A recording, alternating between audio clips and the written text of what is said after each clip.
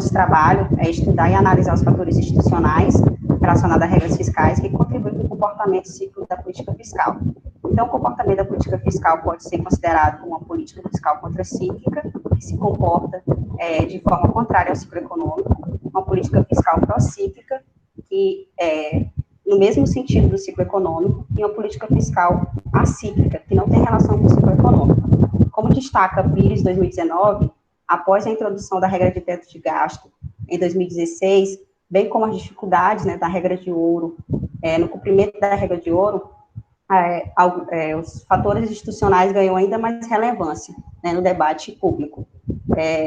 Nosso trabalho está organizado da seguinte forma: além dessa breve introdução, apresentarei o contexto e a definição de regras fiscais, analiso o quadro de regras fiscais no Brasil, discute os aspectos relacionados ao caráter cíclico da política fiscal no país, apresenta o método de análise e os principais resultados encontrados a partir das variáveis levantadas. E, por fim, as considerações finais do nosso trabalho.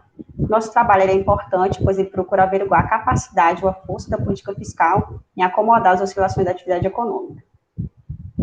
As regras fiscais, elas começaram a surgir na década de 1970 a 1980, como resultado, né, de discussões teóricas de quadro macroeconômico em muitos países passaram por forte aumento do endividamento público em função dos expressivos déficits no orçamento.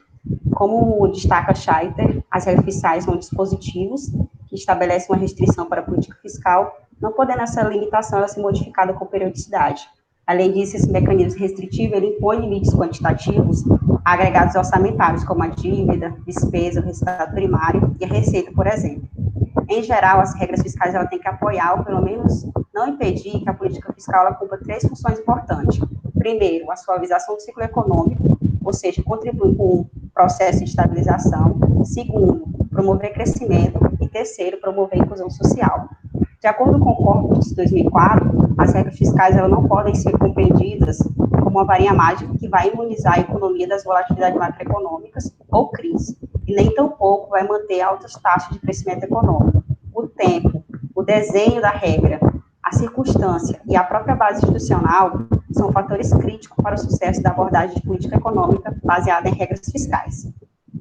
As regras fiscais no Brasil. O arcabouço fiscal brasileiro ele é constituído por várias regras. Atualmente, a gente tem 9 regras em vigência. No entanto, essa diversidade de tipo na composição do regulamento da política fiscal do país não impediu que a dívida do governo crescesse de modo acelerado nos últimos anos. Por exemplo, no ano de 2015 a 2016, a dívida líquida do setor público saiu de 32 para 54 no final de 2018, já a dívida bruta do setor público saiu de 57 para 76,5 em 2018. Então, as principais regras que a gente utilizou nesse trabalho é a regra de ouro, que é a regra mais antiga do arcabouço institucional. Essa regra, ela proíbe que o governo se endivide para pagar despesas correntes. O governo só pode se endividar para pagar despesa de capital, ou seja, de investimento. O principal problema dessa regra é o conceito amplo de investimento público, que foge do conceito da configuração clássica. Então, apesar da regra de ouro ela ter sido cumprida na maior parte do período de vigência, nos últimos anos, principalmente após 2014, essa regra tem falhado com o principal objetivo, que é manter sustentável a trajetória do endividamento público. Então, algumas literaturas sugerem, né, que a regra de ouro do Brasil, ela seja aprimorada ou até mesmo abandonada, como fez alguns países, né, como Reino Unido e Alemanha. Já a meta de resultado primário é uma meta que tem como objetivo a estabilização da dívida. Essa meta ela não é ajustada ao ciclo econômico, ou seja, ela independe dos efeitos adversos, né, que afetam a economia. Essa meta ela é uma meta fixada anualmente, e o principal problema dela é que, em períodos de ajuste, ela acaba fazendo cortes desproporcionais do investimento público. Já a regra de teto de gasto é uma regra que foi introduzida em 2016, que objetiva na restrição do crescimento das despesas primárias, mas a sua aplicação foi valer de fato em 2018, e que é o último ano de análise do nosso trabalho, por isso a gente não fez análise a partir dessa regra. A ciclicidade da política fiscal no Brasil, a síntese da literatura. A literatura internacional ela ressalta que a política fiscal nos países em desenvolvimento tem um comportamento procíclico, enquanto nos países desenvolvidos, esse comportamento ele é contracíclico. é importante elucidar que não há consenso, né, sobre os motivos da diferença entre os países desenvolvidos e os países em desenvolvimento quando se trata do comportamento da política fiscal. Algumas literaturas nacionais, como Rocha, Cadelli e Divino, a partir de seus estudos, ressaltam, né, que esse comportamento da política fiscal ele é procíclico. Já Guedes, por sua vez, ele fala que esse comportamento ele vai depender das técnicas utilizadas e também do período analisado. Jesus afirma que, nos últimos anos, a política fiscal brasileira tem se mostrado mais estabilizadora, ou seja, contracíclica. O método de análise e resultado. Então, para a gente analisar o comportamento da política fiscal no Brasil, nosso estudo ele se fundamenta nas principais variáveis elencadas pela literatura e faz o estudo do comportamento como reflexo do conjunto de regras. Então, a regra de ouro e a meta de resultado primário vai representar o core do arcabouço institucional brasileiro para o período de 2013 a 2018. Segundo o GOBET 2014, algumas variáveis e indicadores podem ser utilizados para avaliar a política fiscal, bem como para obter algumas informações sobre o seu comportamento ao longo do ciclo econômico. Algumas variáveis que o autor indica, né, que pode explicar o comportamento da política fiscal, é o investimento público, a carga tributária, o impulso fiscal e o hiato do produto. E serão essas as variáveis que a gente vai analisar a seguir.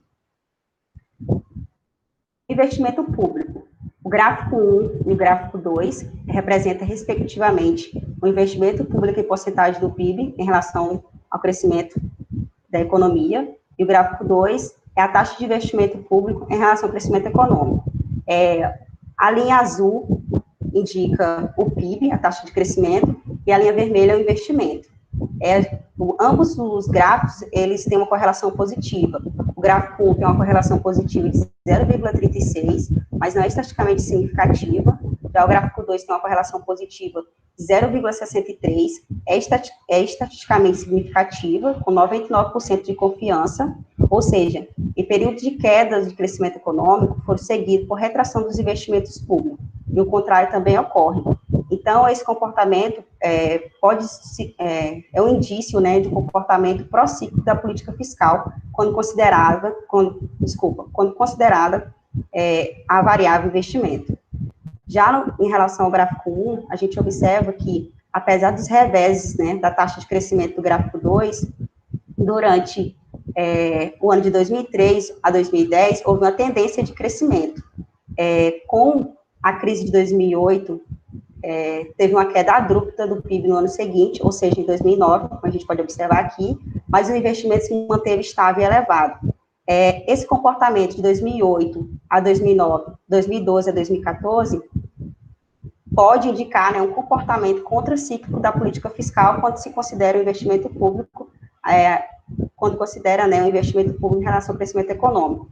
Mas, de acordo com Arantes Lopreato, 2017, apesar desse avanço mais intenso do investimento público pós-crise financeira, as linhas de atuação da política fiscal já estavam dadas como orientação desde 2006. Então, por isso, não pode se atribuir a elas um mero pragmatismo da política.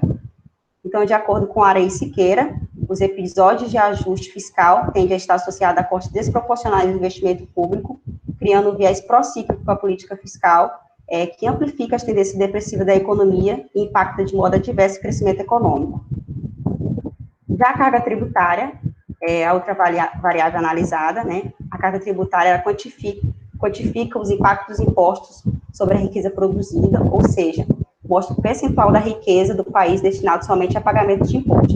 Analisando a carga tributária durante o período de 2013 e 2018, a gente observa que ela não teve elevações tão significativas, que ela se manteve mais estável durante esse período.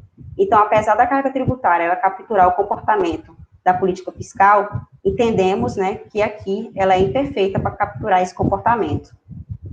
Por fim, faço o estudo do impulso fiscal em relação ao crescimento econômico, em relação ao ciclo econômico.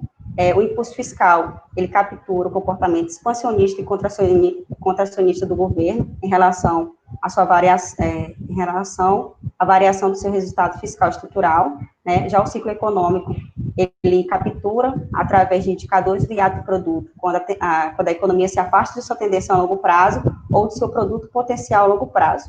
O cálculo do hiato do produto foi a metodologia da SPE e do IB da FGV, e para o cálculo do hiato do produto, foi medidas anuais do hiato do produto trimestral, calculada pelo IFE e pelo IPEA, e medidas do hiato do produto, calculadas e disponibilizadas por BOD 2019. O produto interno bruto, ele é representado aqui como marcador de intensidade do ciclo econômico. Então, em períodos que o azul é mais escuro, significa queda do crescimento econômico, em azul mais claro, significa crescimento. Para todas as combinações de indicadores, ou seja, para todos os gráficos feitos a partir dessas metodologias, a política fiscal contracíclica, ela vai ser representada por combinações de indicadores iguais, e já a política fiscal procíclica, ela vai ser representada por combinações de indicadores diferentes. Observando, né, todas as combinações de indicadores, ou seja, todos os gráficos, a gente observa que tem um padrão de resultado para todas essas combinações. Ou seja, a maioria dos anos aqui analisados estão concentrados, né, no quadrante onde a política fiscal ela é procíclica. A gente faz uma ressalva para o ano de 2016, pois para todas as combinações de indicadores, ele se mostrou um ano bastante contracíclico, mas foi um ano recessivo em termos de crescimento econômico. Então, nossos resultados sugerem, né, com certa robustez, a presença de comportamento fiscal brasileiro, que tem uma tendência à prociclicidade, e pode revelar um dos motivos para explicar a ausência de consenso sobre a postura fiscal nos trabalhos que estimam funções de reação. Isso porque, na média, a depender do período estudado, é possível observar uma heterogeneidade de resultados para o comportamento da política fiscal brasileira, que depende exclusivamente do tamanho da expansão e da recessão econômica. Ainda, esses resultados, eles revelam um aspecto importante associado ao fator do resultado fiscal estrutural, seu balizador para definir a postura da política e seus limites. Medidas estruturais, elas retiram fatores cíclicos do resultado fiscal, seja eles relacionados às oscilações da economia ou de indicadores que contribuem com o comportamento fiscal do governo, como os commodities. No caso do resultado da SPE, eles retiram também a influência do preço do petróleo. Esse comportamento pode contribuir para que a política seja coerente com o esperado economicamente, ou seja, ela seja contracíclica, mas ainda assim, né, apresentando efeitos adversos sobre a economia, como foi o ano de 2016, que eu falei anteriormente, né, que ele foi um ano que se mostrou bastante contracíclico para todas as combinações de indicadores, mas foi um ano bastante recessivo em termos de crescimento econômico, com hiato do produto negativo. O governo teve que atuar por meio de uma política de ajuste. Nesse período, o ajuste, bem como a baixa qualidade em priorizar os investimentos, acabou contribuindo para intensificar ainda mais, né, a recessão econômica na qual a economia brasileira passava nesse período. Então, nas considerações finais, né, de um modo geral, os resultados encontrados, né, a partir da análise de séries de investimento, carga tributária, imposto fiscal e ato produto, que o comportamento da política fiscal para esse período, ele é heterogêneo, porém com viés procíclico. Então, nesse sentido, o arcabouço de regras fiscais no Brasil, ele deveria ser aprimorado para priorizar, essencialmente, a aplicação da margem da flexibilidade da própria política para lidar com os ciclos econômicos, focando especialmente na manutenção dos investimentos públicos em períodos recessivos. Algumas soluções já começaram a ser ventiladas no debate público brasileiro, especialmente com a adaptação da regra de teto de gasto, considerada a principal restrição fiscal recente. Vou fazer uma observação sobre o nosso artigo.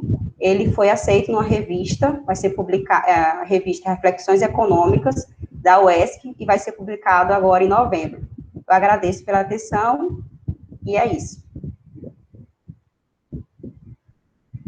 Obrigado pela apresentação, Tamires. Vou passar a vez agora para o Carlos Carvalho, só a título de esclarecimento, o professor Ronaldo Ripato teve um contratempo de saúde agora e não pôde fazer, não teve condições de fazer a avaliação, aí o professor Carlos vai fazer as considerações. Obrigado. Obrigado. Tamires, parabéns pela apresentação, né? Foi bacana, né? Segura, né? Agradeço também aí ao professor Diego, né, que fez parte desse seu trabalho, muito bacana, né? Fico feliz quando se tem uma publicação inerente à pesquisa, né? Uma revista como você narra, isso é muito bacana. E o bacana, né, é de ver uma pesquisa em que você foi com um intervalo tão grande, né? Você pega 2003 a 2018, não é isso? Não estou enganado? Né? E é um espaço... Oi? 2003 a 2018.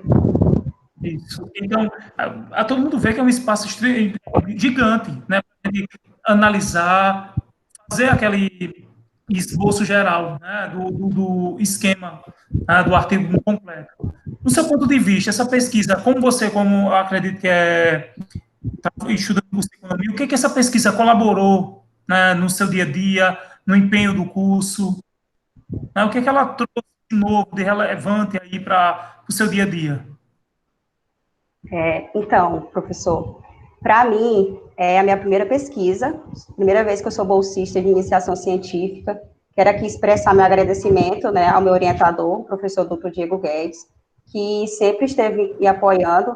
Então, para mim foi fundamental essa pesquisa, porque eu não tinha conhecimento sobre esse assunto, e para mim, de início, eu fiquei bastante assustada, porque ele é um assunto bastante complexo, não estava me sentindo segura em relação a esse assunto, assim, porque ele tem uma diversidade, né, e por ser tão complexo, acaba que muitos fatores pode acabar dificultando a interpretação de quem está assistindo, né.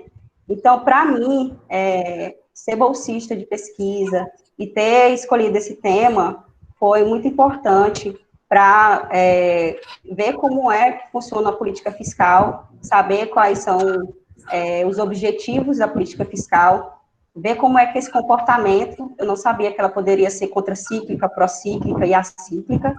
Então, a partir disso, a gente sabe como é que funciona, né, o arcabouço institucional brasileiro, e sabe que algumas regras, elas não estão sendo eficientes, elas não têm uma boa direção, e que precisa ser observada, precisa ser mudada. Então, a partir desse debate teórico, dessas discussões, que a gente pode, né, desenvolver esse tipo de ambiente para poder debater questões como essas, que são fundamentais, né? Porque quando a gente fala de política fiscal, a gente está falando, né, da atuação do governo na economia, e isso afeta bastante, né? Então, o comportamento da política fiscal tem que ser coerente com o esperado economicamente, ou seja, é importante que seja contracíclico, mas, né, como vocês podem observar na minha apresentação, a política fiscal brasileira tem um comportamento heterogêneo, ou seja, com viés mais procíclico. Então, como eu falei também, né, que a regra de teto é uma regra mais recente, a gente não pôde fazer análise dela por conta da aplicação dela, mas espero que ela cumpra com o papel dela. Algumas regras do arcabouço institucional, como eu falei, a regra de ouro, a meta de resultado primário, ela precisa passar por algum aprimoramento, ou então até mesmo abandono, né, como no caso da regra de ouro, visto que alguns países também fez isso. Mas aí uma questão bastante ampla que tem que ser discutida, mas para mim foi essencial e me trouxe muito conhecimento. E eu fiquei muito feliz. Parabéns. Fazer uma observação. Estou vendo aí. Eu me represento. Pode falar. Fiquei muito grata e feliz por o nosso projeto, né, ter sido aceito numa revista. Eu acho que o esforço e o empenho que o professor Diego teve, juntamente comigo, mostrou uma importância, né, esse esforço foi significativo, né, teve resultados. Foi aceito o nosso projeto, eu vou apresentar num evento, um evento da Associação Keynesiana Brasileira. Então, eu estou colhendo os frutos agora. É isso. Eu estou muito feliz por vocês, né? Tanto o Diego, acho que o Diego também deve estar feliz. Fez a tarefa, professor, com ninguém, né? Bacana de você ver. Eu ia começar a perguntar, ela já descreveu o artigo por completo na fala dela agora. Não sei se o senhor percebeu, ela começou a descrever, detalhar, citou a regra de ouro, saiu dando as diretrizes, embasou o trabalho, né? Como metas e resultados, ela cita novamente, né? Isso mostra que o aluno ele se esforçou, né? E é bacana, feliz, assim, né? É bacana. Eu vi que, num momento que eu perguntei, você retratou novamente o artigo todinho, em poucos minutos. Isso é gratificante, né? Professor, parabéns, eu estou muito feliz com o trabalho, né? Nessa altura, né? Fico feliz também ter, ter sido aprovado aí um artigo na área, né? Não sei se ela é de economia, mas aí ela está com o embasamento todo, né, voltado para essas questões econômicas, é muito bacana, né? A gente está com um profissional desse nível, é muito bom. Né? Eu fiquei orgulhoso, eu acredito que o senhor também, de ver a apresentação, né, a nitidez dela, a clareza, né, que ela trouxe aí a essa apresentação. Muito bom, muito bom. Se o senhor quiser falar, professor, fique à vontade também, né? A gente agradece, né, sua participação. De novo, boa tarde aí para todo mundo. Não, também estou bastante feliz, né, professor Carlos, porque, de fato, no início, né, do desenvolvimento da pesquisa, a gente sempre vai com muita sede ao pote, né? A Tamires é a primeira pesquisa que ela está desenvolvendo como iniciação científica e também a minha primeira pesquisa de iniciação científica, porque ano passado eu tinha acabado de retornar do doutorado, a Unifesp me liberou por um ano, e esse é um projeto aí que está ligado a uma das áreas da minha tese, né? E desde o início, depois que ele foi aprovado, que a gente começou as discussões, a Tamires ainda está na metade do curso, e a maioria das coisas que a gente tratou são assuntos que não estão na área do básico, né? Quando a gente discute essa parte das regras fiscais, a gente está muito lidando com esse arcabouço institucional, então tem a questão das leis, né? O próprio sistema da gente de regras ele é bastante complexo, então a Tamires não falou, mas a gente conseguiu levantar mais de 10 regras em simultâneo que funcionam no Brasil, mas como o nosso objetivo era trabalhar só a parte da União, né, a gente identificou que essas 3 eram as principais, e como o período que a gente desenhou para estudo era um período que a regra do teto tinha pouca importância, né, pelo que a própria literatura já tinha levantado, a gente conseguiu se aprofundar em 2, fazer um bom levantamento assim, da discussão. Ainda tem pouco texto assim, acadêmico avaliando essas regras, né? E todos os textos que tem uma capacidade tem uma abordagem, uma forma de escrita que não é simples para um estudante de graduação, mas desde o início a Tamires topou, ela lia, apresentava as dúvidas, o professor não estou entendendo, vamos por aqui, vamos por ali, então foi um aprendizado para ela, dentro do e foi um aprendizado para mim, né, como orientador, primeira experiência de orientação também, e fiquei feliz também, a Tamires ressaltou isso, a gente mandou para uma revista, um feedback positivo, tivemos críticas, tivemos que ajustar, e o trabalho também foi aprovado para um congresso internacional, que ela vai apresentar no final do mês de novembro, né, então a gente colheu um fruto bacana, tem uma contribuição aí razoável, ainda mais no momento atual, né? O Brasil está discutindo isso agora. O Brasil está discutindo justamente essa capacidade da política ter algum tipo de margem e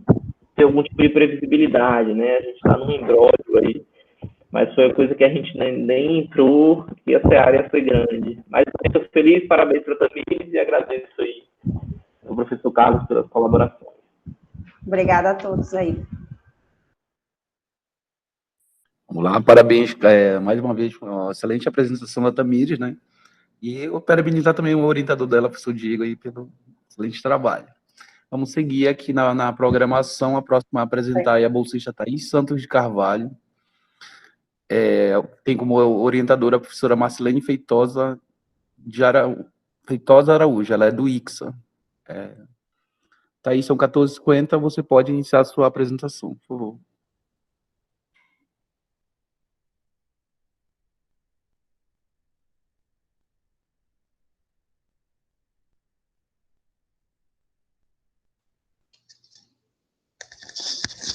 Oi, ok, só um minuto que eu tô com um probleminha na internet, porque tá cortando o que você falou. Só um minutinho, tá?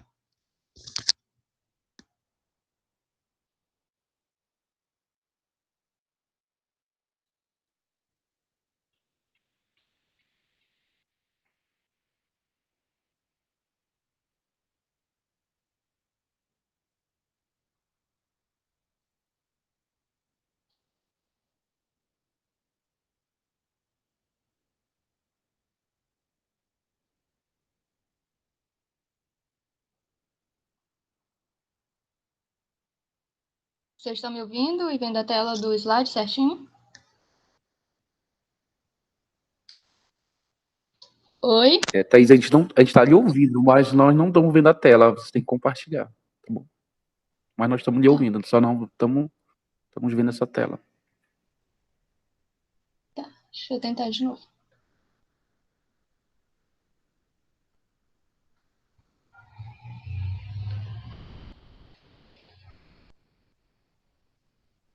E agora deu certo? Sim, agora sim. Tá bem. Boa tarde a todos. Eu sou a Thaís Santos de Carvalho. Eu sou estudante de administração, 5º período do ICSA. Eu tenho como coordenadora do projeto a professora doutora Marcelene Feitosa Araújo. Nós duas somos do ICSA. A agência financiadora é a PIBIC-FAPESPA, e o artigo a seguir ele vai tratar das estratégias de adaptação à mudança climática, o atual cenário global e o agronegócio local. Bom, a veiculação dos eventos climáticos na mídia, ela traz evidências bastante preocupantes. A crise hídrica ocorrida em São Paulo no ano de 2014, ele chamou atenção para o problema em outras regiões aqui do Brasil. Segundo o Brandão 2017, a realização de estudos para entender como os mais variados segmentos têm buscado se adaptar, ele acabou tornando-se uma necessidade, principalmente aqui no setor do agronegócio, né? Então, a inovação tecnológica nesse setor do agronegócio, ele tornou-se uma saída para essa necessidade de adaptação. Quanto às nossas questões de pesquisa, elas serão abordadas e respondidas nos próximos slides, mais para o final. O objetivo do nosso trabalho é identificar e analisar as estratégias de adaptação às mudanças climáticas aplicadas ao agronegócio no Sudeste paraense. Quanto à nossa metodologia, nós optamos por uma pesquisa qualitativa, ela tem os objetivos descritivos, e as nossas coletas de dados elas se deram através de entrevistas, observação em loco e também análise documental. Optou-se por não identificar o nome dos entrevistados, a fim de garantir que eles se sentissem mais seguros na hora de darem as respostas. Esses mesmos entrevistados, eles foram intencionalmente escolhidos pelo critério de acessibilidade e conveniência. Nós, aqui no quadro 1, montamos um cronograma de entrevista para melhor ser entendido sobre o que e como nós estávamos abordando as entrevistas. Quanto à cultura que abordamos, soja e pecuária, o período das entrevistas ocorreu de outubro a dezembro de 2019, e a quantidade de produtores foram 6 produtores de cada cultura, ou seja, 6 produtores de soja e 6 produtores de pecuária. Quanto à classificação, nós dividimos em 2 produtores, sendo pequeno produtor, 2 produtores sendo médio produtor e 2 produtores sendo grande produtor, isso de cada cultura. A duração das entrevistas teve aproximadamente 40 minutos e a localidade se deu em Rondônia, no Pará. Bom, considerando a visão dos entrevistados, foi possível a identificação de como os produtores eles convivem com as mudanças climáticas que ocorrem anualmente. Então, os elementos que puderam compor a descrição dos dados, eles podem ser vistos por meio das citações que estão presentes em alguns trechos das entrevistas que estão alocados em alguns slides, como este, por exemplo, no qual buscou-se saber dos produtores qual era o entendimento dos mesmos sobre a mudança climática. Assim, o entrevistado 3, ele destaca: é legal falar sobre isso com a gente que já teve ou ainda tem experiência com isso. Eu, por exemplo, quantas vezes pedi socorro no começo por causa das chuvas que acabavam alagando qualquer plantação que a gente fazia. Era horrível ver tudo que a gente fazia ir por água abaixo, literalmente, e não poder fazer nada. As pessoas nas grandes capitais perdem casas e, por vezes, suas vidas, ou de pessoas próximas devido à enchente. E nós, o nosso sustento. O relatório do IPCC de 2014, ele mostra que a mudança climática ele pode colocar em risco tanto as sociedades, as pessoas, os setores econômicos e também os ecossistemas. que, quando questionado sobre a utilização de financiamento para a compra de algumas tecnologias, ou então para aprimorar uma técnica já existente, um pecuarista, ele ressaltou: o governo disponibiliza uma ajuda para a gente estar usando para comprar algumas coisas que possam estar ajudando a gente a fazer melhor nosso trabalho. Mas tivemos um grande problema um tempo atrás, é que meu pai não gostava muito da ideia de muitas mudanças com relação a usar alguma coisa que fugisse muito da nossa realidade, sabe? Aqui é possível perceber que ainda há uma certa resistência quando se refere ao uso da introdução de tecnologias por parte de alguns produtores, especialmente aqueles que são mais velhos, já que ao longo do tempo eles aprenderam a atuar de uma forma mais única, então eles acabam se apresentando resistentes a tipos de mudanças como essa, que é do caso da tecnologia que eu falei. Aqui, quando a gente abordou o uso do defensivo agrícola na produção, um dos produtores disse que o custo de usar acaba se tornando um pouco mais alto. Então, entrevistado 5, ele diz: nós ficamos bastante preocupados, pois perdemos muita coisa. Aqui, a alteração no clima, ele acaba sendo um contribuinte para o surgimento de diversas pragas, e com isso, ele pode acabar afetando lavouras inteiras, produções inteiras. E uma saída que está sendo muito utilizada para esse tipo de problema tem sido o uso de defensivos agrícolas, que às vezes são vitais para a produção e, por outro lado, podem ser prejudiciais tanto ao meio ambiente quanto para a saúde humana. Segundo o Brandão 2017, o assunto ele tem ganhado uma grande contribuição, tem ganhado um grande destaque no mundo ao longo dos anos e provocado também importantes debates políticos, certo?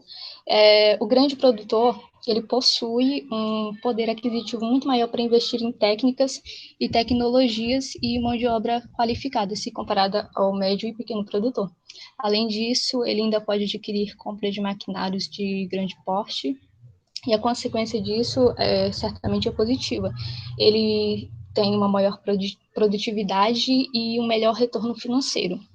Então, como contribuição social desse desenvolvimento, mesmo que este possa ser pequeno, tem-se aí a geração de empregos.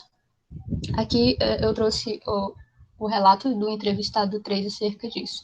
Ele diz: houve um contrato de um rapaz que trabalha comigo há muito tempo. Ele veio de outro estado, precisava de emprego e eu de alguém que estivesse disposto a me ajudar na minha produção. Até hoje ele está comigo.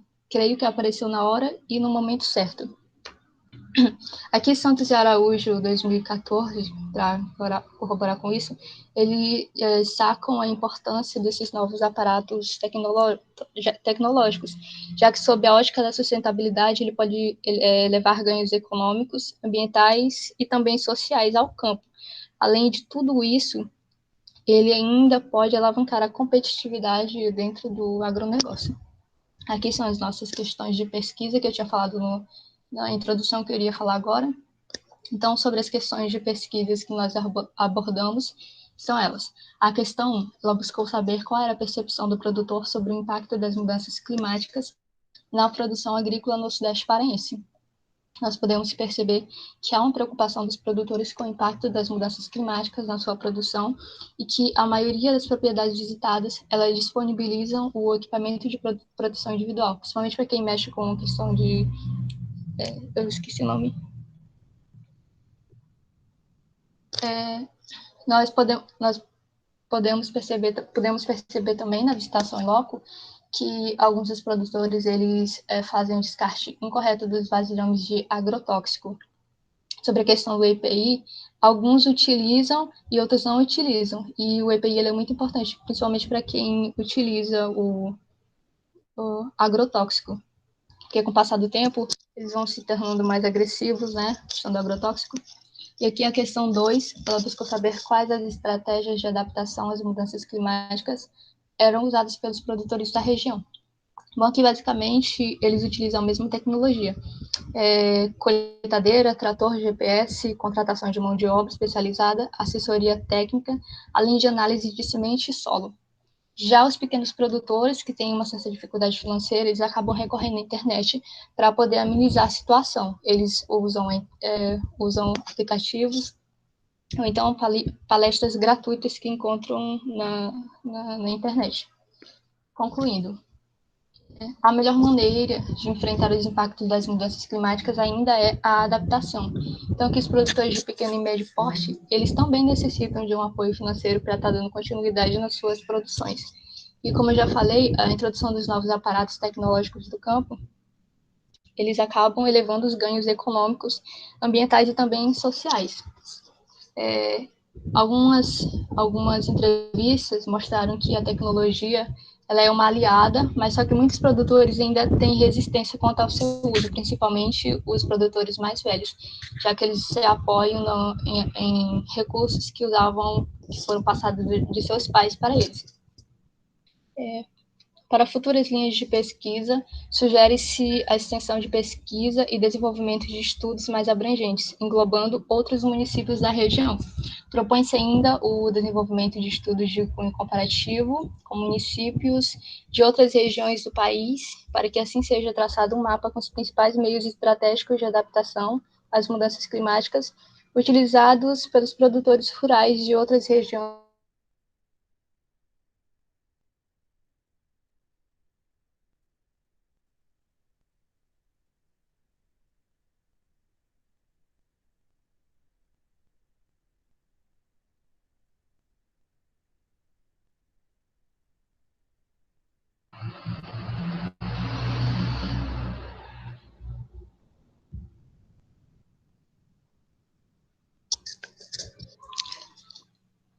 Oi, Thaís, seu concluí o áudio cortou trabalho. no finalzinho. Tá bom, tudo bem. Vou passar aqui ao professor Carlos Moaviael. Minha internet ela não está muito boa. Tudo bem. À vontade, professor. Estão me ouvindo? Obrigado. Parabéns, Thaís, pela apresentação, né? A sua professora Marcelene também. Eu vi que você fez um questionário, né, na pesquisa, né? Foi a campo, fez uma abordagem. Essa abordagem era de 40 minutos, isso? A entrevista. A entrevista. A entrevista. Quantas perguntas? A gente foi conhecendo melhor, abordando os pontos, conversando com ele, aí durou aproximadamente uns 40 minutos. Que aí eles foram falando, foram discorrendo sobre como eram as atividades deles, e aí a gente foi retirando as partes mais importantes, sem descaracterizar a fala dos entrevistados. Entendi. Então, assim, era 2 perguntas, e que nessas 2 perguntas a gente tinha aí o embasamento de 40 minutos de resposta, era isso? Não, foram 12 perguntas. 12 perguntas para 12 cada, perguntas. para cada entrevistado. Okay. Show de bola. Você, numa das suas perguntas, você usa as questões de tecnologias. E hoje em dia a gente tem ferramentas que ajudam a gente nessa questão meteorológica, né, que é a questão aí de celular. Um celular, hoje em dia, ele traz informação, né, e a gente muitas vezes pode se prevenir. E esse hábito do telefone desse entrevistado, como é? Pode repetir a... Vamos lá. Eu tenho hoje uma tecnologia que é simples, ela é barata, ela pode trazer informação, né, que é a questão do uso do telefone, nessa questão de prevenção aí, da questão de umidade, de calor, de temperatura no fluxo geral, né? Eles usavam o telefone para usar como embasamento nessa questão do seu trabalho? Sim, ó, eles utilizavam muito, principalmente por não ter a questão do financeiro para estar usando uma tecnologia mais de ponta. Então, eles acabavam recorrendo à internet, eles utilizavam aplicativos de meteorologia do tempo, sabe? Essas coisas que para eles seriam mais acessíveis, tanto de entender quanto para estar usando na sua produção. Desses 12 entrevistados, né, do contexto geral, eles, por exemplo, você sentiu muita diferença? Por exemplo, um sabe utilizar demais essa tecnologia, outro sabe usar de menos essa tecnologia, como é que eu posso dizer, de se precaver mesmo nessa questão meteorológica, ou todo mundo tinha um amplo conhecimento? Não, é até importante destacar isso, que alguns produtores, eles principalmente os mais velhos, assim, eles não sabiam muito se utilizar desse tipo de tecnologia. Então, o que eles faziam? Como muitos têm familiares na produção, então eles acabavam pedindo ajuda para esses filhos para poderem estar utilizando esse tipo de tecnologia. Perfeito. Me tira uma dúvida. O que você, né, como pessoa que fez essa pesquisa, poderia levar de novo, levar de informação nesse know-how das suas perguntas, né, para esses entrevistados? Eu não entendi. Poderia repetir, por favor? Sim. Vamos lá. O que você, nessa sua pesquisa, né, achou interessante e viu necessidade de levar para essas pessoas que foram entrevistadas? Né? O que você poderia ajudar eles? Com que meio? Você vê alguma ferramenta?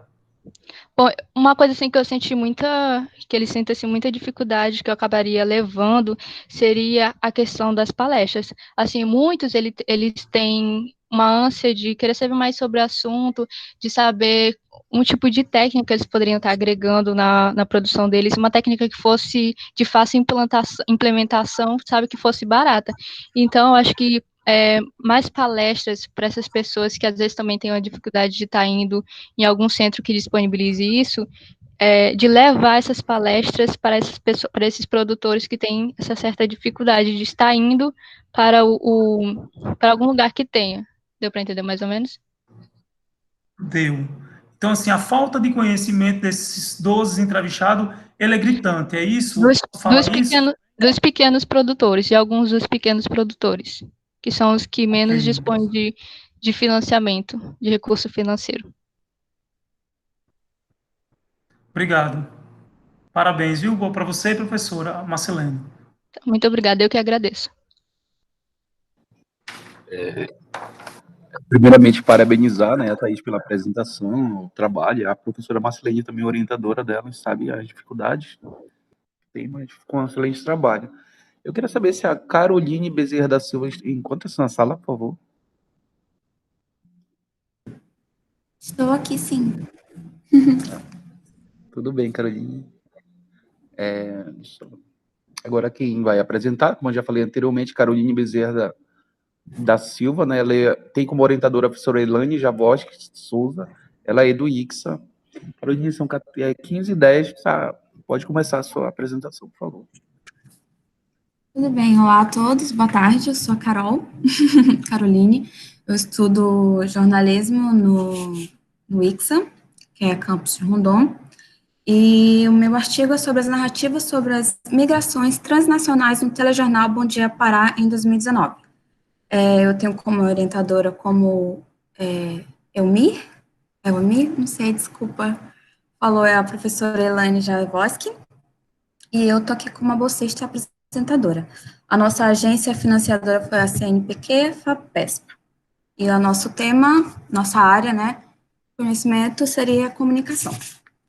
Bom, muitos estudos, eles sempre focam, em relação à mídia, sempre focam a imigração como uma forma de identificar uma tendência de criminalização sustentada por um paradigma, uma estereotipagem totalmente diferente.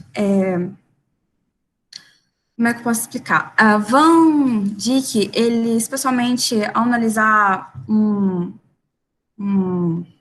questão de racismo na época lá no contexto europeu, ele percebeu que as notícias, eles acabavam estereotipando um momento ali de uma forma onde apenas dava para se entender aquilo que se via.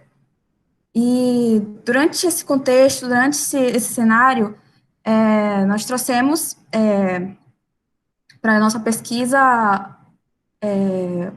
fizemos uma análise de conteúdo, né, sobre as reportagens no período de fevereiro de 2019 a dezembro de 2019, no jornal Bom Dia Pará, sobre quais reportagens falavam sobre imigrantes, sobre o que se falava, se haviam fontes ou se não haviam. E aí, o nosso objetivo era analisar, de fato, o que essas reportagens falavam sobre os imigrantes e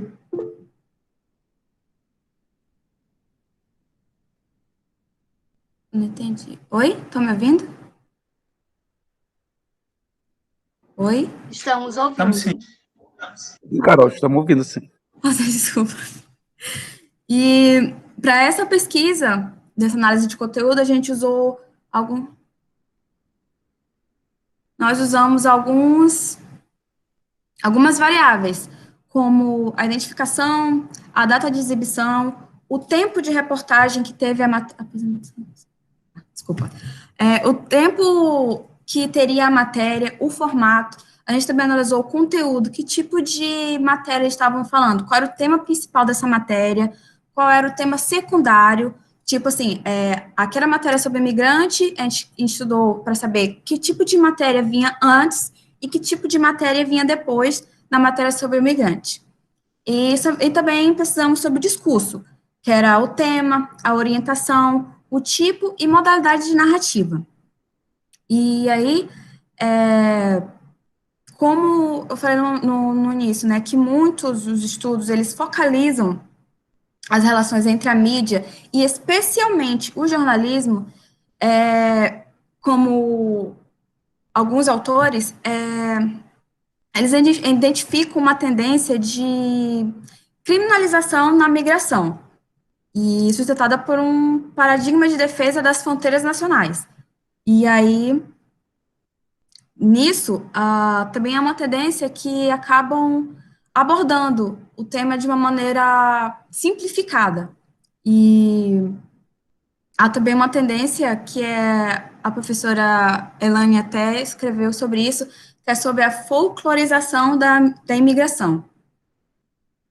E, a partir disso, tem uma visibilidade das tradições e das festividades que faz desaparecer a identificação desses imigrantes. Para os resultados sobre a nossa pesquisa, durante esses 11 meses, eu encontrei 11 reportagens. Dessas 11 reportagens, a gente caracterizou elas pelo mercado de trabalho, ou estudos, que entra de uma forma com foco para reserva de vagas para refugiados, e principalmente na Universidade Federal daqui do Pará, e outro para a agricultura sustentável da área dos japoneses, que ficam mais no norte do estado. A gente analisou também a política e crimes.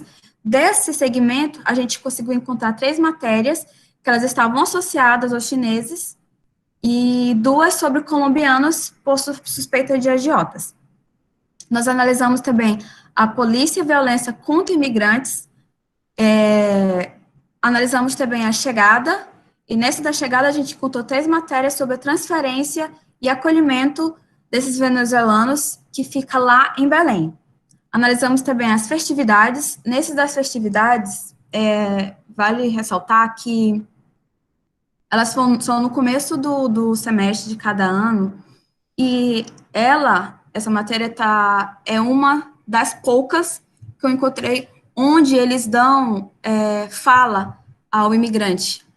E aí, como é uma festividade muito grande, teve uma fonte que era o diretor do evento, que ele é japonês, e fora essa matéria, e tem mais uma outra que eu vou citar, todas as outras matérias não haviam fontes de imigrantes, não havia fala do imigrante.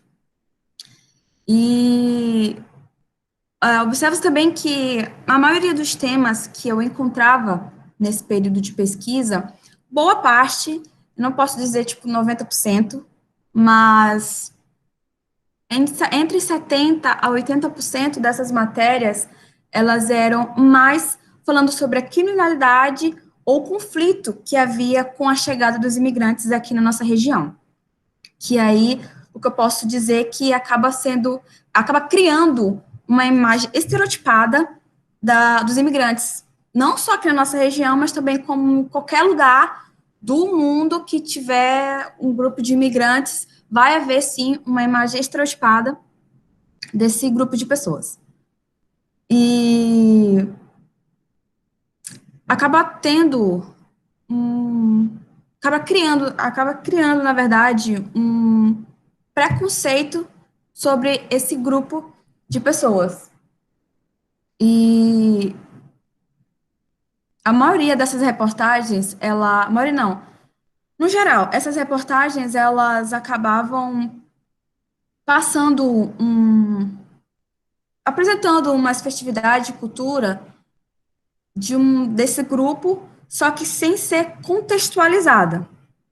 E desculpa. Ai, cadê a água? Sem água. Contextualizada, e isso acaba tendo uma dificuldade e uma aproximação entre aquele grupo de pessoas e o grupo que não pertence a esse grupo de imigrantes. Dessas análises que nós fizemos, existem várias outras variáveis, e dessas 11 peças, como eu disse no começo, 4, elas haviam fontes de imigrantes. 2 delas foram da festa dos japoneses, que tem lá no Brasil, e 2 delas sobre o acolhimento dos venezuelanos, que houve fala de um representante desses venezuelanos falando sobre como havia uma dificuldade deles para conseguirem alimentos, conseguirem um plano de saúde, conseguirem emprego. Tanto que a líder, eles chamam de líder, tanto que a líder desse grupo, ela acabou falecendo por conta de não conseguir um atendimento médico por ela ser venezuelana. E as demais matérias, elas não continham fontes ou não ouviam as fontes oficiais. As fontes oficiais seriam, se eu fosse imigrante, eu seria uma fonte oficial ou algum órgão que pudesse responder por mim, como líderes de algum movimento, ou de movimentos sociais, ou de alguma ONG, ou então algum especialista que pudesse falar sobre o tema, que pudesse responder por esses imigrantes. E é notável que, com muita frequência, a exibição desse tema é bastante, como é que eu posso dizer? Bastante esporádico, digamos assim. Porque, assim, de fevereiro a março, nós encontramos apenas 3 matérias sobre imigrantes. E essas matérias, tipo assim, de fevereiro a março, né? E em junho teve uma outra matéria, e agosto, setembro, outubro e novembro tiveram mais 2. Ou seja, há pouco espaço para se falar sobre imigrantes. Acho que não diria nem que há poucos espaços, mas há poucas oportunidades para se falar sobre um tema que é bem amplo. É uma coisa que acaba se tornando do cotidiano, porque qualquer lugar que você for, existem imigrantes, somente na nossa região aqui, por exemplo, aqui em Marabá, onde eu estou no momento, nós temos um grupo de imigrantes, acho que, se não me engano, são bolivianos.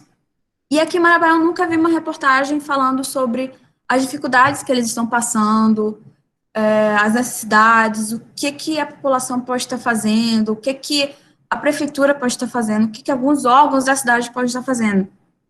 E eu vejo que existe, sim, uma estereotipagem sobre imigrantes. Muitas das matérias que eu lia nos comentários, as pessoas sempre falavam que esse povo que vinha de fora só vinha para a cidade para roubar o trabalho, só vinha para a cidade para dar trabalho, só vinha para a cidade para poder roubar, para poder destruir. Por isso que a gente coloca como que as pessoas criam uma estereotipagem sobre esses imigrantes. Sobre a nossa conclusão, a gente concluiu que a lógica noticiosa, ela acaba generalizando o processo de multiculturalidade e particularizar somente os efeitos negativos que esse determinado grupo acaba causando. As matérias, em geral, elas não contextualizam o problema que esses imigrantes passam. A maioria delas apenas aborda o imigrante de um ângulo negativo. de um ângulo negativo. E a gente percebeu que dessas 11, apenas 4 tiveram fontes, e é notável como existe um preconceito, como existe uma aproximação, uma falta de olhar para esse grupo de pessoas nas regiões. Uma coisa que a gente observou não, que é muito do nosso curso, é que, assim, se você não pode ouvir, se você não pode falar sobre um determinado assunto, sobre um determinado problema, a gente percebe que, sim, é criado uma imagem superficial que atribui valores, como é que eu poderia dizer? Valores ai, desculpa, como é que é a palavra? Valores estigmatizantes. Estigmatizantes. E, além disso, a própria realidade dos imigrantes é a partir do que se diz, é a partir do que as pessoas veem sobre aquilo, é a partir do que é noticiado sobre isso. E acaba criando um mal-entendido intercultural, que é o que o Rodrigo Alsina, ele fala. E isso acaba influenciando, sim, a imagem sobre as outras culturas, sobre as outras... sobre as outras culturas, sobre as outras pessoas que não estão naquele mesmo contexto. E a gente até fala que há, sim, um preconceito... Me falha agora a palavra, mas existe um preconceito que fala sobre o fato de, se uma pessoa é de uma diferente cultura, se uma pessoa não age como você age, você acaba mantendo um certo distanciamento, acaba mantendo um preconceito, sim, em relação a essa pessoa. E, no geral, são criadas narrativas altamente superficiais e com apelos altamente estereotipados, simplificados, que foi o que a gente resultou na nossa pesquisa. É isso. Parabéns, Carol, pela apresentação. Passa a palavra agora para o professor Carlos, que é o avaliador.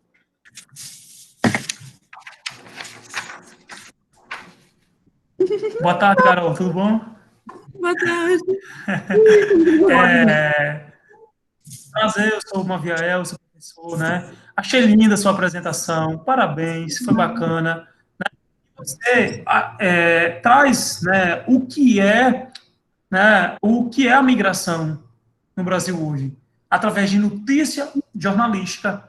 Então, você pega um intervalo de data de 2019, né, e vem aí, percebe em que 2019 ocorreu muita migração no Brasil e as pessoas não deram valor, né? Você só encontrou 11, né? Acho que é 11 reportagens, se eu não me engano, né? Isso Ou seja, desculpa. A gente faz isso no jornal, no Bom Dia Pará. na TV Liberal do Pará.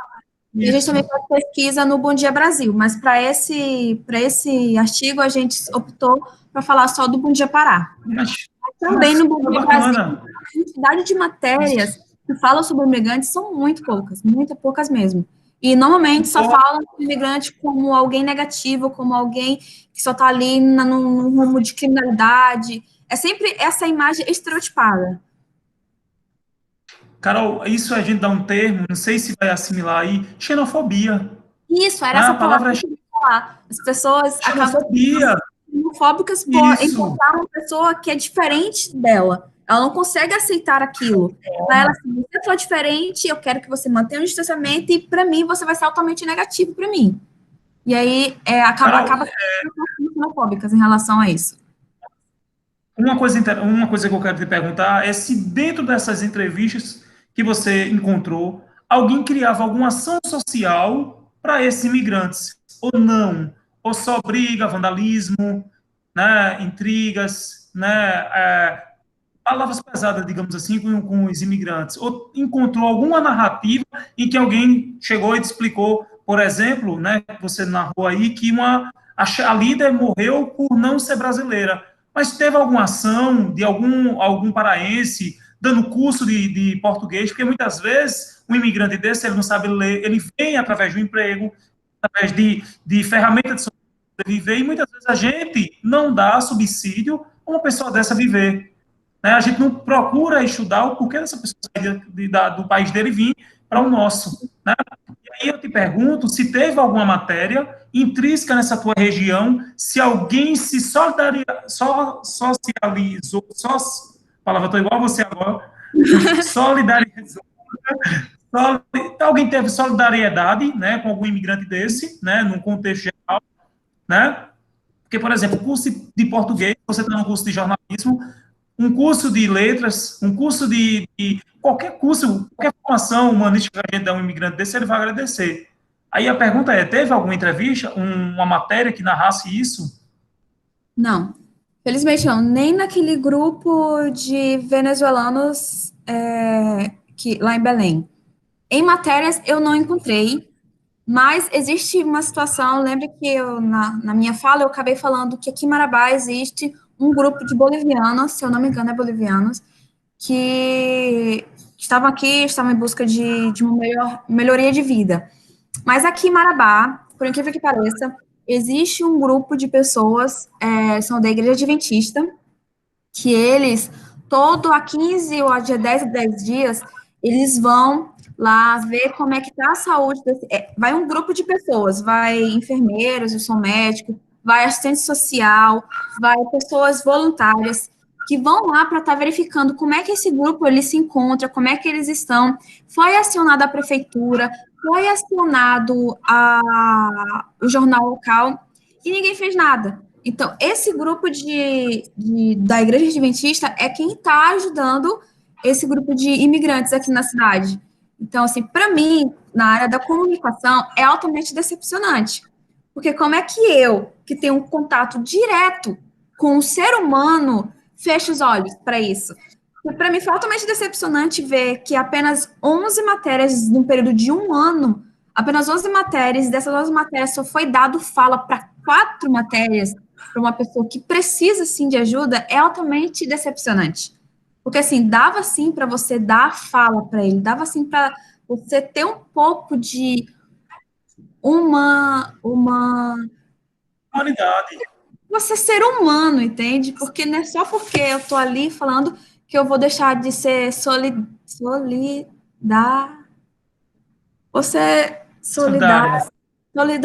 entende? Então, assim, foi assustador, mas eu acho que os nossos professores sempre fazem questão de mostrar coisas de todos os ângulos pra gente. Carol, eu não sei se na tua região perto de você existe alguém que nessa condição, mas você alinhar com o seu professor e dar um curso, né, ser um curso de extensão, aproximar essas pessoas de vocês e começar a tratar essas pessoas com aula. Eles precisam muitas vezes saber um português para arrumar um emprego como garçonete. Né? Então, assim, algo que você pode fazer muito melhor é conversar com eles, é ensinar a fazer o A, o B, o C, é somar. É isso que você pode fazer. E aí você também vai aprender outra língua. Então, assim, eu quero no próximo ano, Carol, saber se teve um respaldo, se Carol foi junto com a professora dela, ou com outro grupo, ou com outros amigos, mostrar essa ação social. O mundo precisa de ser humano. A gente precisa dar a mão ao outro e fazer uma nação melhor. Né? A pesquisa, ela está nisso também. É tratar o outro como a gente queria ser tratado. Beleza, Carol? Muito obrigado pela sua apresentação. Sua apresentação é de reflexão, viu? Pode falar. Nós temos, na verdade, o ano passado a gente estava com um projeto que era justamente relacionado não a imigrantes, porque na nossa região, lá em Rondon, porque eu moro em Marabá, eu estou em Marabá, mas eu estudo lá em Rondon do Pará, que é a 146 quilômetros. E lá a gente estava com um projeto que era de levar exatamente essa ideia para as pessoas na região de zona rural. E aí, com a chegada do Covid, isso acabou nos impossibilitando, mas a gente tem sim um projeto. Infelizmente, eu não posso aplicar aqui na região de Marabá, porque eu não resido aqui, eu não estudo aqui, mas é uma coisa a ser pensada, né? Meus professores de jornalismo são todos, assim, muito tops, e eles têm muitos projetos, então eu creio que uma hora ou outra a gente vai acabar trazendo muitos dos nossos planos, muitos dos nossos projetos para todas as regiões onde existe a Unifespa, ou talvez para além disso. Muito Parabéns obrigado, pela Carol. Parabéns mais uma vez pela apresentação, Carol. Vamos dar continuidade aqui. Vou chamar agora para apresentar a bolsista Andressa Bessa dos Santos. Ela é do ICSA, tem como orientador o professor Maurílio Arruda de Araújo. Ela vai apresentar o trabalho Observatório Tributário. Fique à vontade, Andressa, para iniciar.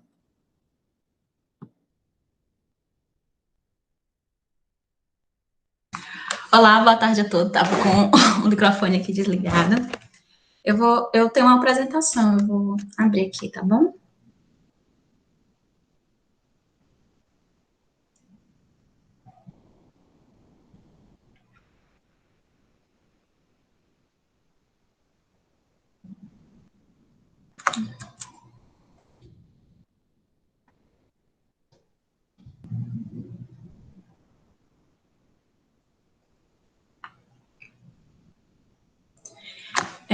Boa tarde a todos. Como foi falado, eu sou Andressa, aluna de Ciências Contábeis do ICSA.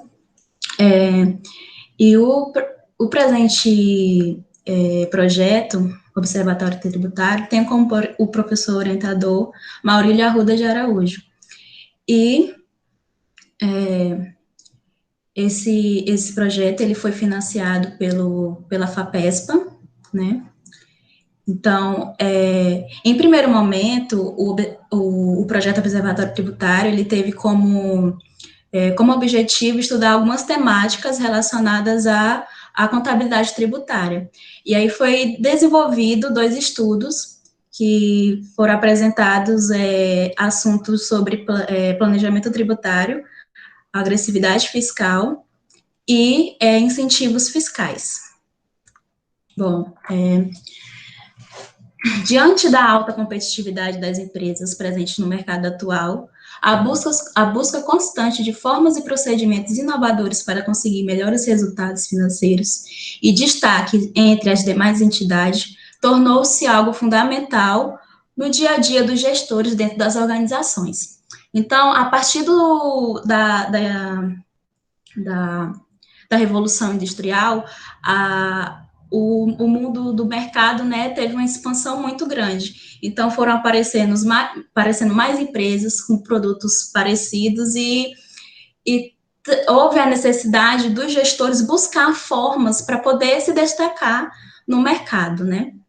E, além disso, a empresa, ela, além de se preocupar com a questão inovadora, ela tem que se preocupar também com os seus gastos, né? Porque se a gente for olhar, as empresas hoje elas possuem gastos muito grandes com produção, com questões principalmente tributárias.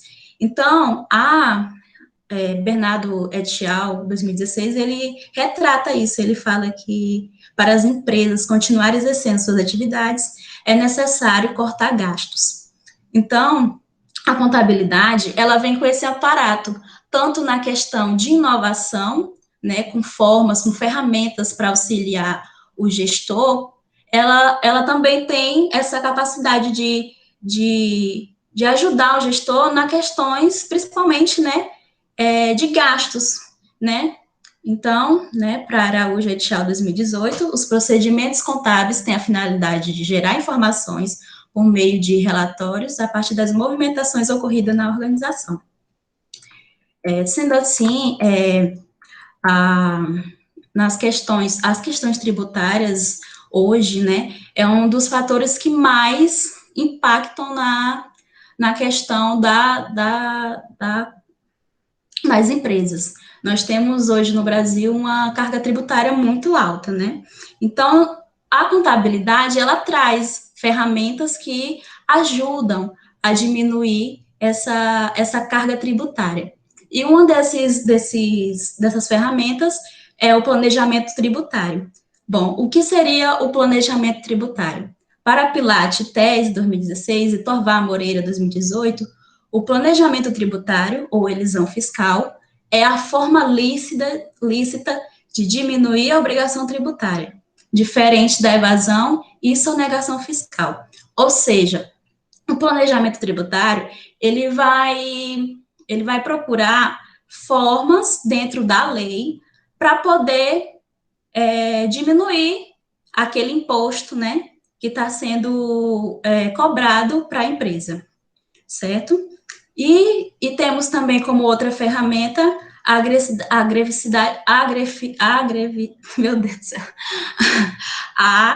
agressividade fiscal, né?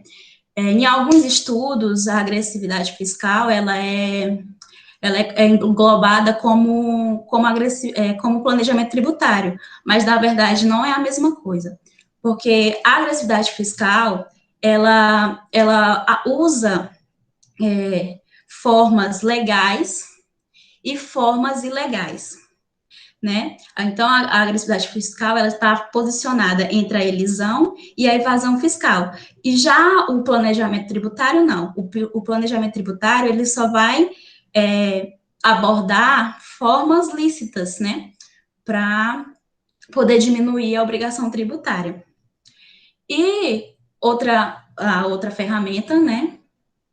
Que podem ser utilizadas para diminuir essa carga tributária é os incentivos fiscais. O que seriam os incentivos fiscais? São algo que são concedidos pelo governo federal, estadual, municipal, para incentivar determinado setor produtivo ou região com a finalidade de movimentar a economia local. Ou seja, esses incentivos, eles vão estar na lei e a empresa, ela tem que se adequar a determinada lei para conseguir esses incentivos, né, que é diminuir a carga tributária, surgindo, assim, o benefício fiscal para a empresa, tá? E dessa forma, nós temos como os objetivos dos dois estudos, né, o primeiro estudo, ele buscou analisar o perfil dos artigos publicados e disponíveis na plataforma CAPES no período de 2009 a 2019, sobre planejamento tributário. E o segundo estudo, ele buscou analisar a percepção dos profissionais da contabilidade que atua no sudeste do estado do Pará em relação ao planejamento tributário, agressividade fiscal e benefícios fiscais. Vale ressaltar que o primeiro artigo, né, o primeiro estudo que foi feito, ele já foi publicado em revista e no Congresso ele recebeu premiação honrosa. Quanto à metodologia, a primeira pesquisa, ela é uma pesquisa descritiva, de caráter quantitativo, e para poder obter as informações, para caracterizar os artigos, foi usado como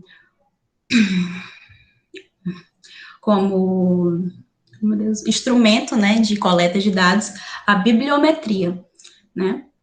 E já o segundo artigo, ele foi um artigo descritivo, né, onde foi feito um questionário em escala Likert, com afirmativas, né, sobre planejamento tributário, agressividade fiscal e benefícios fiscais, né, com perguntas com concordo e com discordância, né.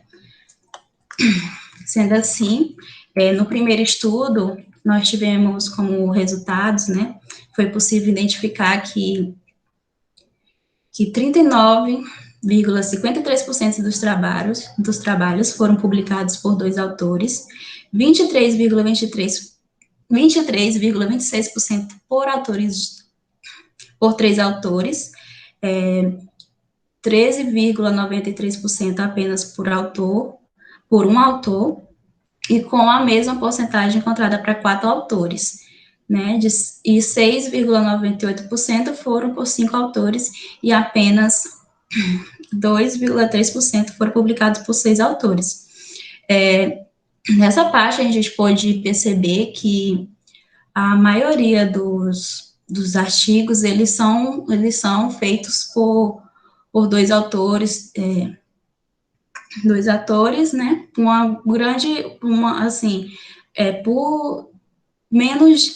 por mais pessoas, né, foram produzidos por mais pessoas. Em relação ao gênero dos autores, foi possível identificar que 69,67% dos autores é do gênero masculino, quanto 30,23% é do gênero feminino. Então, isso pode ser justificado porque a maioria da população contadora atualmente, ela tá nas mãos do gênero masculino, né? Então, a quantidade de profissionais contábeis são do sexo masculino, né? E também foi possível identificar que a produção científica relacionada ao planejamento tributário nos últimos anos é bastante reduzida, né? Nós podemos encontrar apenas 43 artigos publicados, né, e disponíveis na plataforma CAPES. E foi um número, assim, bastante pequeno pela tão grande relevância do assunto, né? Bom, no segundo estudo que a gente fez, né, que teve como objetivo saber a percepção dos contadores do sudeste do estado do Pará em relação ao planejamento fiscal, agressividade fiscal e benefícios fiscais.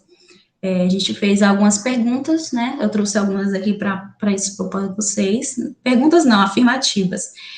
Uma das afirmativas que foi colocada, né?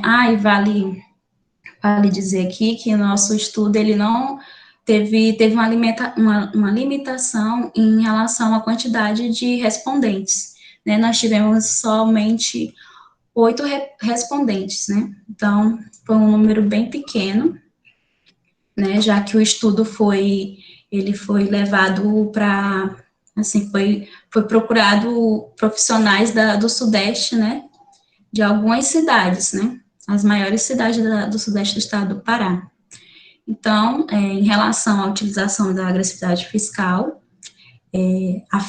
uma afirmação, né, que empresas que utilizam a técnica se encontram em situação frágil. Observou-se que 3 dos respondentes discordam parcialmente da afirmativa e 3 concordam parcialmente, 2 respondentes discordam totalmente. Então, para a maioria dos respondentes, a questão da agressividade fiscal não é só utilizada por empresas que estão em momento difícil, que estão em momento de falências, né? Em relação à divulgação dos benefícios fiscais, né, por parte do governo, a maioria dos respondentes acredita que são raras, ou seja, os benefícios fiscais para os contadores, elas não são divulgadas pelo governo, né, para serem utilizadas pelos contadores para poder ter a diminuição na carga tributária. E, de acordo com os respondentes, né, que isso acaba dificultando o trabalho de utilizar o planejamento tributário. A respeito da procura de ferramentas para diminuir a carga tributária, está crescendo nos últimos anos por parte das organizações, identificou-se que 1 não concorda e nem discorda da afirmação, e 5 concordam parcialmente, e 2 concordam totalmente. Nota-se, assim, que a alta carga tributária, de certa forma, ela acaba incomodando a maioria dos gestores, né? E isso é notório, já que a carga tributária, ela é muito alta, né? Principalmente aqui no nosso país. E como conclusão, né, do primeiro artigo, a gente a gente pôde identificar, né, que foram publicadas 43 artigos sobre a temática. A maioria foram escritos por 2 autores do sexo masculino, e, né, percebemos uma carência em estudos sobre o planejamento tributário. E em relação ao segundo estudo, né, foi possível identificar sobre a agressividade fiscal, que a maioria dos contadores que responderam o questionário conhecem a técnica, mas não utiliza. Em relação aos benefícios fiscais, ele é considerado pelos contadores um principal instrumento para reduzir impostos, mas são poucos divulgados pelo governo e poucas empresas utilizam. E sobre o planejamento tributário, a maioria dos contadores acreditam que a ferramenta é essencial para diminuir de impostos, e eles se sentem confortáveis em realizar a técnica, mas são poucas empresas que utilizam. Então, assim, a importância da questão do planejamento tributário, dessa redução do imposto, é muito importante, e a gente percebe que são poucos, né, são poucos profissionais que utilizam, por mais que eles conhecem a técnica, sabem aplicar, mas eles não utilizam, as empresas não utilizam. Então, tem uma falha, né, uma falha da apresentação desses instrumentos tão necessários hoje em dia. No primeiro estudo, notou-se como pesquisa futura, né, a aplicação, aliás, essa daqui é a pesquisa futuras em relação o segundo estudo, né. O segundo estudo vê como a aplicação do estudo em outras regiões do país, enfatizando a dificuldade dos profissionais contábeis em utilizar as técnicas de redução de impostos. E aí, como eu já tinha falado, né, nós tivemos uma limitação na quantidade de respondentes. Então, se esse estudo fosse aplicado com um número maior de respondentes, teria uma maior relevância, né? Então, é isso. Obrigada a todos. Obrigado, Andressa, pela excelente apresentação. Vou passar a palavra agora ao professor Carlos. Tá. Parabéns, Andressa, e o professor Maurílio, né, pelo trabalho. Eu gostei demais da forma com que vocês abordaram o trabalho, e foi 43 artigos que vocês, no primeiro momento, se depararam, de 2019. Sim. De 2009 a 2019. 2009 a 2019. Isso, exatamente. Okay. Uhum. Beleza. E uma perguntinha, você fez esse quantitativo de 70 profissionais no sul do Pará, é isso? Aqui no sul do Pará, exatamente. 70 profissionais contábeis. Sim, só que foram de cidades distintas, a gente saiu selecionando, né, algumas cidades, não foram todos os profissionais. Mas sim, eu pensei que era num raio geral, eu tinha 70 profissionais não, eu achei pouco. Não, nós temos mais profissionais atuando na área. Aí, o tempo que vocês deixaram disponível esse formulário? Foi 2 meses, se eu não me engano. Foi 2 meses. 2 meses, foi em janeiro e fevereiro. Só 8 pessoas responderam. Exatamente, nós não tivemos. Pouquíssimo. A gente esperava ter maiores, né? Maiores resultados, mas, assim, eu acredito que muito... né? Uhum. Só que eu justifico essa quantidade de respondentes, porque era bem no período que tinha que entregar, se eu não me engano, a entrega de impostos a recolher para o fisco, né? Foi esse período aí, com certeza, muitos não teve tempo, né, de responder o questionário, mas, assim, foi bem preocupante a quantidade.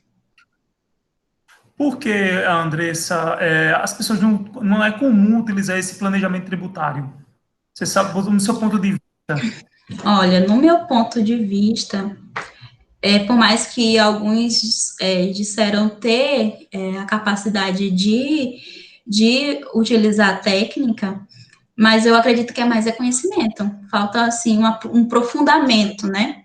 Porque a aplicação desse planejamento tributário, você tem que estudar a fundo a legislação, então é bastante, né, importante essa parte da legislação, e eles acabam não repassando, porque a empresa, ela necessita, hoje em dia, ela necessita desse planejamento, né, porque muitos impostos. E também a pessoa tem que conhecer, porque qualquer erro que você lê ali na legislação, a empresa pode ficar em mal colocação, né? Então, eu acho que é isso. Sim. É o conhecimento.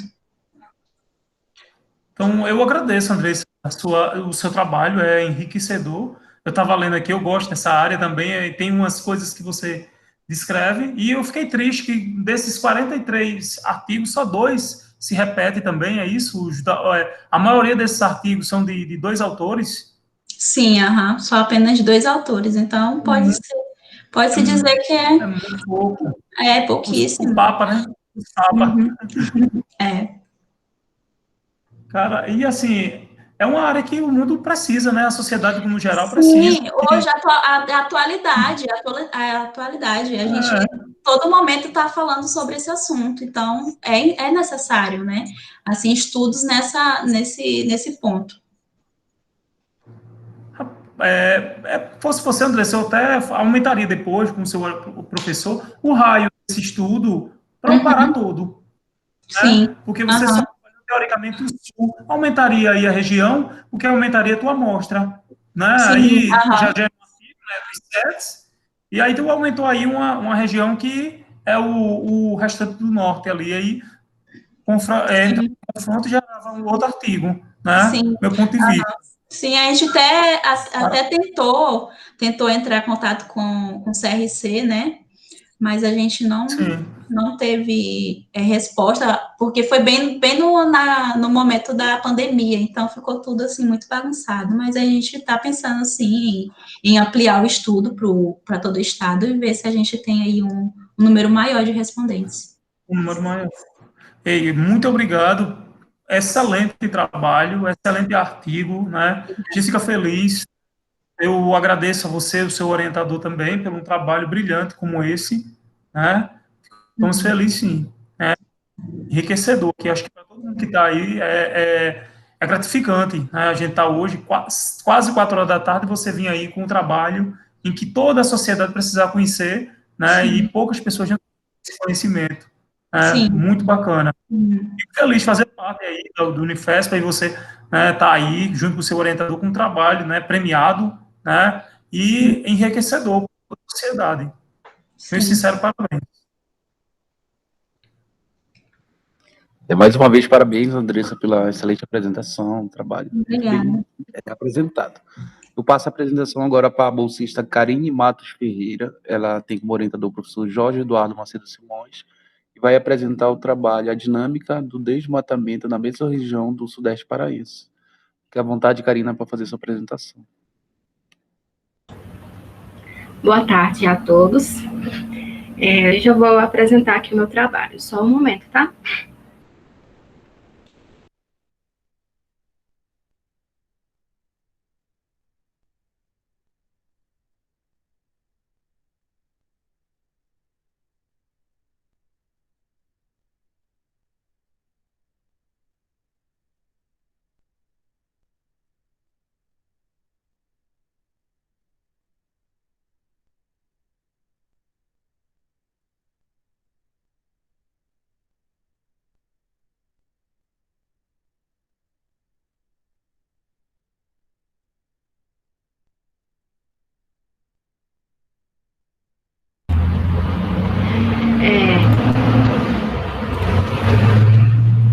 Está aparecendo para todo mundo? Sim, está aparecendo. Então, ok. Então, vamos começar, né? novamente, né, boa tarde a todos, né, me chamo Karina Matos, sou da Faculdade de Ciências Econômicas, do campus 3 de Marabá.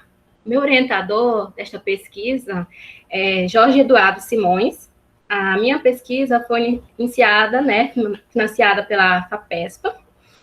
A minha linha de pesquisa que eu vou apresentar hoje é o efeito de longo prazo dos principais drives primários sobre o desmatamento da mesorregião do Sudeste Paraense. Na introdução, né, a gente vai falar um pouco, né, diversos estudos, né, apontam que os problemas do desmatamento, né, da Amazônia iniciou na década de 70, né, fruto de uma política do governo federal desenvolvimentista. Vários autores, como Reck, 1985, Alencar, 2004, Gazzoni, Mota, 2010, eles comprovam por cortes temporais, né, que as principais atividades primárias promotoras desse desmatamento são cultura temporária, a cultura permanente e o efetivo bovino. Isso se deu com o objetivo de potencializar a criação da infraestrutura física e também do transporte. Segundo os dados, né, do PRODES, que é o Projeto de Monitoramento da Floresta Amazônica por Satélite, do Instituto Nacional de Pesquisa Espacial, INPE, no ano de 2018, a Amazônia teve uma área desmatada de 7.536 quilômetros desmatada. Ou seja, né, que teve uma participação relativa também o Pará, né, que com esse resultado, o Pará ele se encontra com um percentual de 36,41, que ele ocupa o primeiro lugar nesse ranking, né? E esses dados são preocupantes, né? A gente vê, assim, é muito preocupante na área amazônica o Pará ocupar primeiro lugar na área desmatada, né? A ideia desse estudo era fazer um estudo mais específico, né, na nossa região sudeste paraense, onde eu resido, né? E, entretanto, existe uma carência, né, de estudo específico para a nossa região sudeste paraense, onde as principais atividades promotoras do desmatamento são de grande importância, né, para a atividade econômica dessa região, né? Na nossa região paraense é muito forte a atividade bovina, a atividade de cultura temporária, a cultura permanente. São esses três drives, né, esses três motivos que são muito fortes na nossa região, mas também são uma grande causadora do desmatamento. E no presente estudo, né, o nosso estudo, ele pretende responder às seguintes perguntas, né? Quais os efeitos de longo prazo dos principais drives primários, né, sobre o desmatamento da mesorregião sudeste paraense, no período entre 2000 e 2018. Mais especificamente, o trabalho ele vai discutir, né, fornecer evidências empíricas a partir do uso de modelo de painel dinâmico sobre os efeitos de longo prazo acerca dos principais determinantes primários, né, que os primários primordiais que foram a atividade bovina, a atividade temporária, cultura permanente, do desmatamento na mesma região sudeste paraense. E, por seguinte, esse trabalho, ele tenta contribuir para a formulação de políticas públicas, né, para amenizar, né, esses efeitos antagônicos desses drives sobre o desmatamento. A revisão de literatura, né, aqui a gente colocou essa revisão, alguns autores, né, que eles citam também sobre esses drives, né, a gente dividiu entre Brasil, Pará e a região sudeste do Pará, né. Esses autores, eles falam um pouco, né, sobre esses drives. E a gente acabou colocando no nosso trabalho para enriquecer, né. A nossa metodologia que a gente utilizou, foram utilizados 3 modelos econométricos, né, que é o autorregressivo, com defasagem distribuída, modelo autorregressivo aumentado pelas médias transversais e modelo com defasagem distribuída aumentada pelas médias transversais. O modelo RDL é dado pela seguinte função, né? Onde o Y é o logaritmo natural do desmatamento do município I, e o X e T, ele é um vetor das 3 variáveis, né? Que é do efetivo bovino, cultura permanente e cultura temporária. Schultz, né, ele pensa em 2015, estende o modelo RDL para o caso de painéis dinâmicos heterogêneos, com regressores fracamente exógenos, a aumentar o modelo RDL com medidas transversais dos regressores CS e RDL, né? Que quer dizer, quando a gente estima o modelo RDL, o normal, que é o primeiro, você tem uma seguinte questão: você pode ter uma heterogeneidade nos dados, ou seja, a dinâmica do município, por exemplo, de Marabá, não é a mesma dinâmica do município de Paraopebas, né? Acaba que esse modelo CS-RDL acaba corrigindo essa heterogeneidade, né? E a partir dessa abordagem RDL, apresentada na primeira equação, como eu falei anteriormente, Schultz, ponto 2013, propôs uma maneira alternativa de estimar os efeitos de longo prazo, né? De uma forma mais direta, com essa abordagem de defasagem distribuída, que é essa equação, número 2, né? Que tem o delta, um tracinho delta y, como medida transversal da variável dependente, né? E o xt como uma média transversal da minha variável explicativa, né? A metodologia base, né, do nosso trabalho, ela visa estabelecer uma estrutura de dados em painel, né, como eu falei anteriormente, entre os anos de 2000 a 2018, né, utilizando, sim, uma conversão de 3 fontes de dados que a gente conseguiu, né, os dados foram utilizados do desmatamento acumulado municipal do projeto de monitoramento da floresta amazônica, o satélite, né, PRODES, e também do Instituto Nacional de Pesquisas, do INPE. Também foi o efetivo bovino da produção pecuária municipal, PPM, também da cultura temporária permanente da pesquisa de produção agrícola municipal, PAN, e do Instituto Brasileiro de Geografia e Estatística, o IBGE. Além disso, o painel, ele é balanceado, né? Quer dizer que para todos os municípios, a gente teve todos os resultados, né? Teve todas as informações. Tornando-se com unidade de observação, foi 39 municípios, né, da região sudeste paraense, para uma amostra de 741 observações. Os resultados, né? O modelo são estimados para 4 explicações, a gente colocou em 4 explicações, né, dividiu ele. Na explicação lá, a gente dividiu o único regressor, a variável efetivo bovino, a cultura permanente e a cultura temporária. E, finalmente, todas as variáveis, né? A gente juntou todas as 3 variáveis acabamos juntando para rodar este modelo, né? Cada painel forneceu as estimações médias de efeito de longo prazo dos drives primários, né? Sobre a taxa de desmatamento na região sudeste paraense, para uma defasagem de 1 a 2. As estimativas do modelo RDL e CS-RDL apontam um efeito positivo, né? Teve um efeito positivo nos resultados quando a gente rodou o modelo. Todos os resultados, eles deu positivo, né? Todos os resultados deu positivo, desculpa.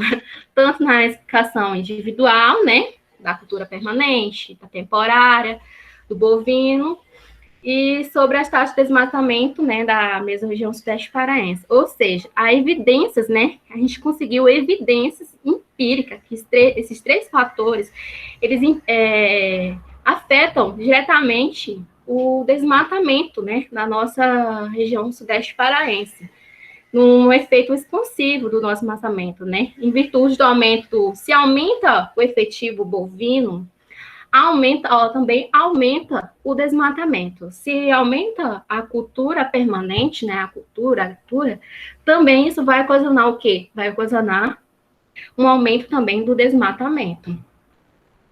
Essa é a tabela, né, para demonstrar como a gente rodou o modelo, né, os resultados que a gente obteve com resultados, né, que a gente pegou do IBGE, a gente rodou o modelo e deu esses seguintes resultados, né? Se, no caso aqui do efetivo bovino, né, na letra A, se aumenta 1%, né, desse 0,1, aumenta também o desmatamento da nossa região sudeste paraense, né? Esse aqui foi só uma forma de demonstrar como a gente conseguiu esses dados e acabou ocasionando isso. Nas nossas considerações finais, né, que os resultados estão em consonância com os autores Reigus, 2019, Arima, que não quer dizer que respeito à direção do efeito, né, isso gera uma relação positiva, né, todos os resultados deram uma relação positiva entre os dados primários e a taxa de desmatamento a longo prazo. Ou seja, há evidências, né, que a gente conseguiu evidências empíricas de efeito expansivo na taxa de desmatamento ao longo do prazo. Portanto, esses resultados, eles revelam a necessidade, né, de formulação de políticas públicas voltada a amenizar os efeitos antagônicos desses drives, né, sobre o desmatamento. E, em última instância, né, sobre a qualidade de vida da população. Eu quero agradecer, né, a todos, né, por assistir a minha apresentação. Muito obrigado. Parabéns pela apresentação. Passo agora a palavra ao professor Carlos Monviael, avaliador. Obrigado pela apresentação, Karina, né, e junto com o professor Jorge.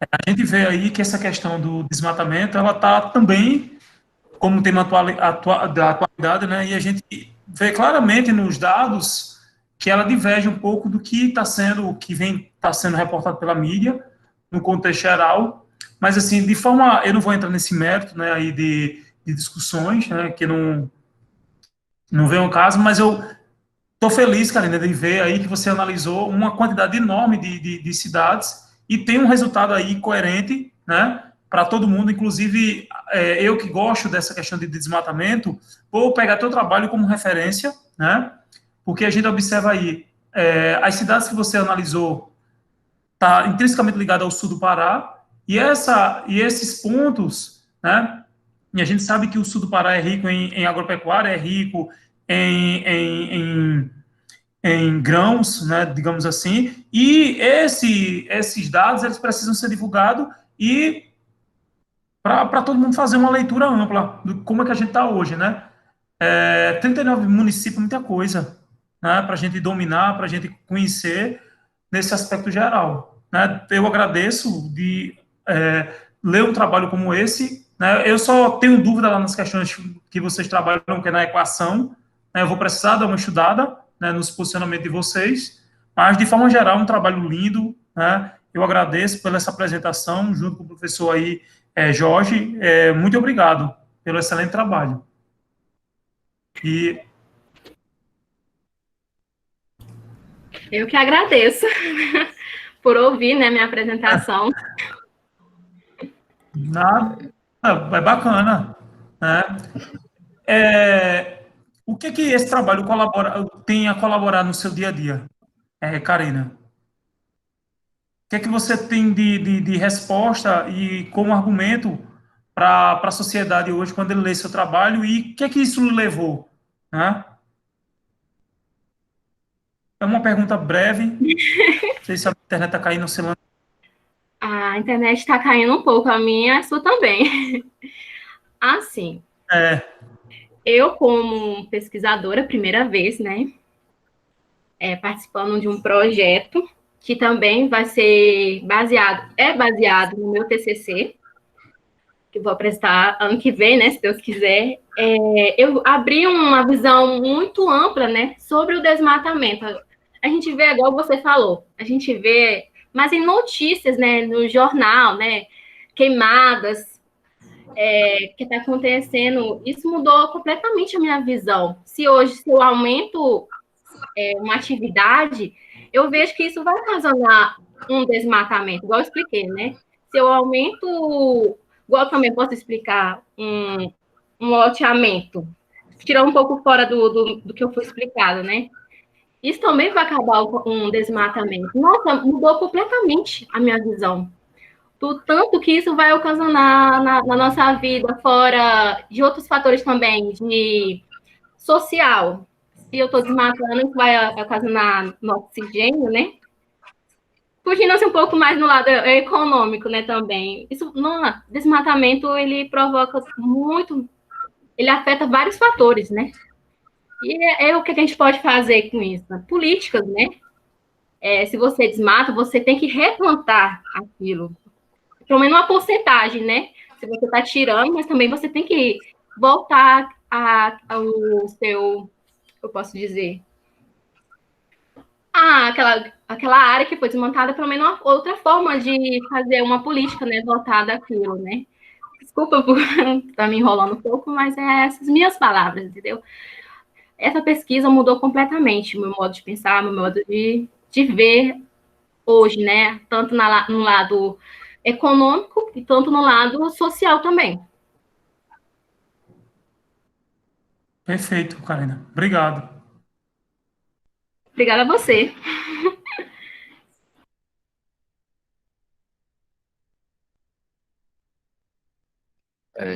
Parabéns, Karina, mais uma vez, você e seu orientador, professor Jorge, que está aqui na sala.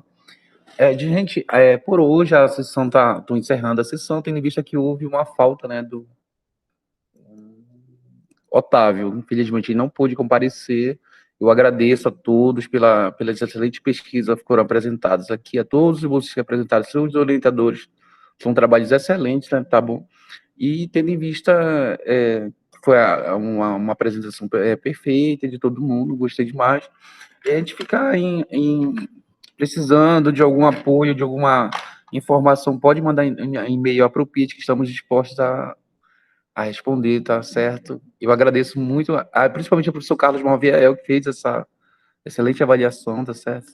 Então, a partir desse momento, eu encerro a sessão. Obrigado a todos.